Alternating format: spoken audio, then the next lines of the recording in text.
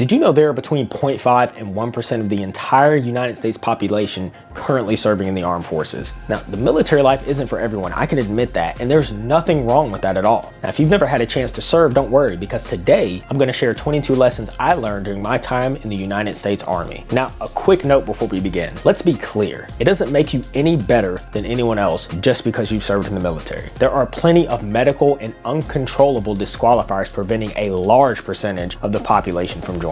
Now, my intent isn't to discourage or to flex about my time in the military. What my aim is for you to learn from my time in uniform and find a way to apply these lessons in your own life. Lesson number 1, apply the 3 to 5 rule. Now, the 3 to 5 rule states that you can only effectively manage 3 to 5 people or tasks at one time. In other words, don't stretch yourself past 3 to 5 focal points at any given time. If you do, you run the risk of reduced overall quality in the long run. Now, a good example of how the Army does this is how it aligns its fighting forces. See, a team is made up of 3 to 5 soldiers, a squad is comprised of 2 teams, a platoon consists of 2 to 4 squads, a company is comprised of 2 to 4 platoons. You get the idea, 3 to 5. Now, the way I like to use this principle is by working on no more than 3 to 5 big tasks each day. Now, what I mean by this is I'm including work and family tasks into those 3 to 5 focal points each day. See, what this does is it keeps me from burning out and allows me to apply maximum effort to the most important tasks, those 3 to 5 tasks for that day. Lesson number 2, act fast, adjust later. There is no such thing as a perfect plan. Now, knowing this, what you should do is to make the best plan possible and then move forward as quickly as possible. A 70% complete plan executed to 100% perfection will always beat out a 99% plan that has zero chance of being executed. Any plan worth putting effort into is going to be naturally time bound. Spending too much time planning and then you miss the time hack for execution, it's worthless. It's wasted energy. The thing is, in life, we tend to learn faster when we thrust headfirst into the thick of things. It doesn't matter if you're fully prepared or not, just dive in and use it. Use it as an opportunity to grow on a personal level and allow it to further refine your plan as you go. New and more accurate information will be presented to you once you're able to step off into the deep end and go head first. You just have to be brave enough to embrace it. Lesson number 3, weak foundations always fail. The thing is, when things get hard, you sink to the level of your training. Take time in those relaxed moments in life to learn new skills and further refine your existing fundamentals. Strong fundamentals build strong mental fortitude, which builds strong soldiers. The thing is, people tend to sleep on the little things while failing to realize that those little things, well, they build the foundation necessary for mission success. Lesson number 4, take care of your people and they will take care of you. When we are placed in a position of power or leadership, we tend to let it go to our heads. I can admit I have fallen into this trap. It's a really easy thing to do and you can kind of see why. It's only human nature to value yourself over others. It's kind of like a subconscious self-preservation thing working around in the background. It's an involuntary act, like breathing. I challenge you to do your best to break yourself of this habit and to try to develop a people-first mentality. If you can take the time to recognize the people in your organization that push hard for you, that move the needle forward, then you have developed an understanding of what it means to have a people-first mentality. You need those people that work with and for you more than you're probably willing to admit. Put their needs first and you'll garner more respect when you can demonstrate the ability to put the needs of your subordinates ahead of your own. Lesson 5, get to know your people. It never ceases to amaze me how little time leaders spend getting to know their subordinates. These people are literally the lifeblood which moves the machine forward. You may be the one in charge making the plans, but they're the ones who make it happen in reality. The best plan in the world means precisely nothing without action behind it. You should spend time every chance you get to know your people. Do they have families? Do they have goals and ambitions? What's their financial situation like? What's their home life like? All of these questions give light to the mental state your people are in. They also affect how hard they're willing to work for you. You never know what's going on through someone's mind if you don't ask. That conversation could mean the difference between getting the results you want or your people quitting and laying down on you. Lesson number 6, weak leaders breed bad climates. Failure to own your position as a leader or to maintain a standard within your organization, that is a breeding ground for discontent. If you were to ask 100 people, would they prefer a work environment with structure or complete freedom to do whatever they want, I'd hazard to guess 90% or better would say, yeah, I'd prefer freedom-filled work environment. I'd rather do whatever I want. Obvious answer, right? It's a pretty typical response, but in reality, what people crave is clear guidance and a strong sense of self-worth. Think about it like this. What do you think is more probable? Is it more likely that people just hate structure and therefore hate the idea of having a supervisor? Or could it be that most employee-supervisor interactions are horrible, which leads one to believe that all supervisors are terrible and unnecessary?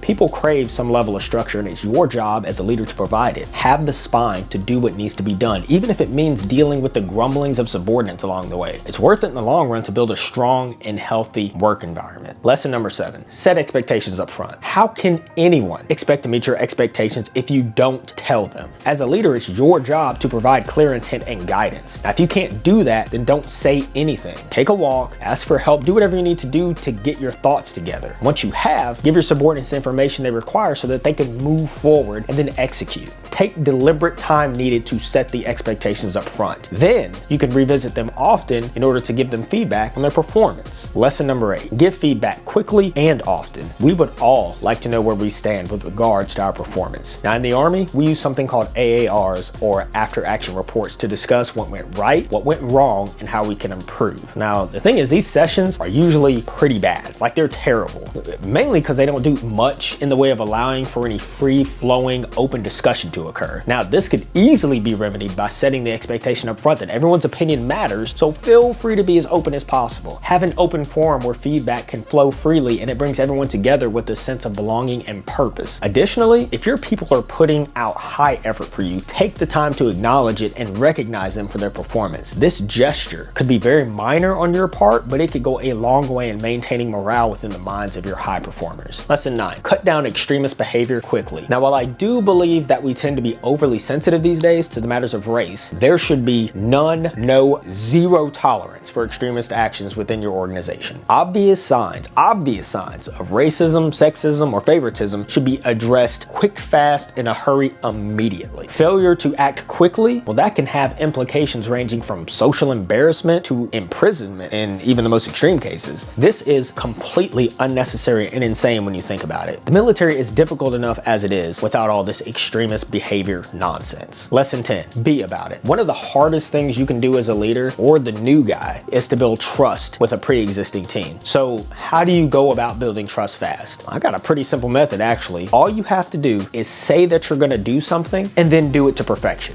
That's pretty simple. Thing is, you'll be amazed how often people suck at doing this. Not following through with your promises makes you look incompetent and labels you as a liar. No one trusts nor will follow a liar. Lesson 11, stand up for your people. If your soldiers get sent out to perform a job for another unit, make sure they're not being mistreated. I have had a number of instances where my soldiers would get bullies because they were placed in positions of authority, but they didn't have the rank to back it up. I get it. It's easy to sit back and not make waves, but they're under your care, so step up and act like a leader. Be there for them. Stand up for your people when they're being mistreated and aren't being given the level of respect that they deserve. Lesson 12, be seen. Now, these days, I spend a lot more time behind my computer than I do behind my M4, but I still make time to get out there and be seen. Now, my unit, you go around, you ask the soldiers about Captain Davis, you're probably gonna get one of two responses. One, they're gonna say, isn't it that guy who's always crazy busy working behind his computer and makes all them spreadsheets that nobody ever reads? Or two, yeah, I know Captain Davis. He's that officer I always see on the ranges. I understand it's a little hard to break away sometimes, but a little FaceTime truly goes a long way in this case. Your people want to get to know you, but they can't do that if they never see you. Keep in mind that no one will enthusiastically follow someone they don't know. Do your part and help them to get to know you. Lesson 13, be teachable regardless of rank. Now, this is another one that constantly makes me scratch my head. When people get a little more rank or a little additional authority under their belt, all of a sudden they are too high above it all to be teachable anymore. Most of the skills in life that we learn are perishable, and furthermore, we can always benefit from learning a little more each day. I consider myself to be a lifelong student, and I learn best by doing. There's no better teacher than someone who does the job day in and day out. I don't care if I'm learning from a sergeant or a private. If that person is willing to take time out of his day to teach me something new, then I'm all for it. Remain humble, keep an open mind, and more importantly, remain teachable. Lesson 14, show your competence. Here is yet another way to build trust fast when coming into a new organization or team. The current times we live in have unfortunately taught subordinates to be skeptical of supervisors, and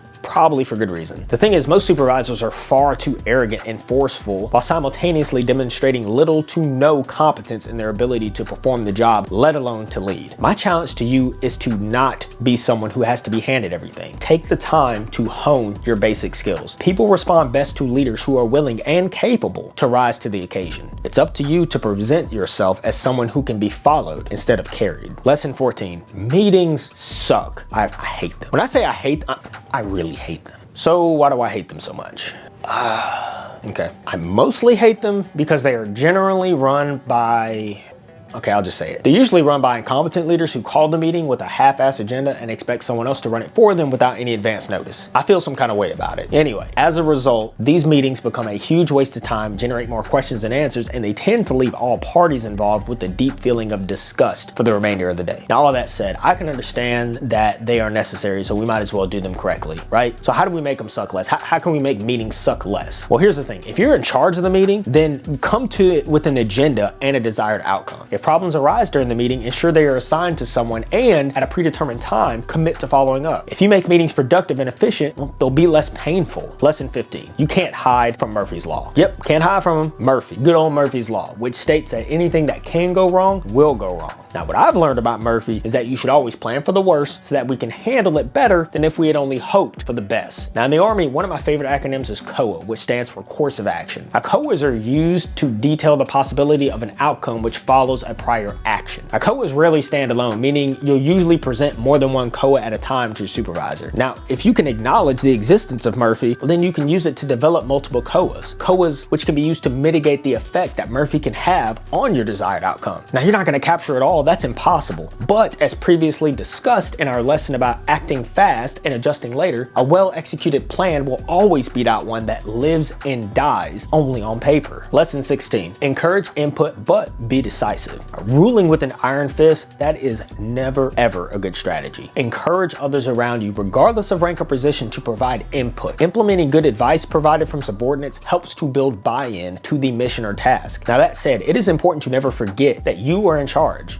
Whatever advice you take, whatever plan you develop, whatever marching orders that you deliver, you must own the decision regardless of the outcome. If you backpedal and attempt to put blame on anyone other than yourself, you risk losing trust and respect, potentially forever. Lesson 17, get personal with your high performers. Now, if a soldier is going to go the extra mile for you, maybe you should take the time to acknowledge it. Now, it's too easy to say, well, they're just doing their job, so why should I give them praise? But that's not the point, is it? Like, I get it, that's kind of understandable. However, when everyone else around you isn't doing their job, then maybe a little extra vocal praise is in order. That's a small action for you, but it could mean everything to that recognized soldier. Lesson 18, leaders, get your hands dirty. I get it, I got it. You now have rank, you have authority, you got people to do that for you. But guess what? I really don't care, right? Get out there and get your hands dirty every now and again. The point isn't to forfeit your duties as a leader. The point is showing your guys that you aren't ordering them to do something that you aren't willing to do yourself. I've got a whole video on this, so check it out where I go into much more detail about how powerful this action can be to developing strong bonds and strong teams. Lesson 19, combine Pareto Principle and Parkinson's Law. Now, I've mentioned this in my previous video titled 22 Life Lessons Learned in 2022. So if you haven't seen that video, I highly encourage you to check it out as well. Anyway, Parkinson's Law states that work expands to fill time available, and Pareto's Principle, aka the 80-20 principle, states that 80% of outcomes come from 20% of all causes and possible factors in a given event. In other words, you should limit your tasks to the most important ones to shorten work time, aka the 80-20 principle, while simultaneously striving to shorten the time allotted to complete those tasks, Parkinson's Law. Now, if you can use both of these together to identify the few critical tasks that contribute most, that add value, well, you'll be in the clear. Furthermore, you should schedule them and schedule those tasks with very short and very clear deadlines. Now, if you can start doing this, well, you'll be amazed how much progress you can make towards your SMART goals in a shorter amount of time. Lesson 20, everyone is an asset. Now, whether we would like to admit it or not, sometimes we all have a tendency to judge a book by its cover. Now, I'm man enough to admit that I am in fact guilty of that. Now, the problem with this line of thinking truly shows its head when we allow it to cloud our judgment and then we shut off the ability to meet and learn new people. Now, I get it, soldiers can be a rough bunch, but I am constantly amazed by the amount of part-time soldiers I run into that wear their uniforms like they're homeless, yet run successful businesses in the civilian world. Now, in my most recent duty assignment, I've been able to come into contact with hundreds of soldiers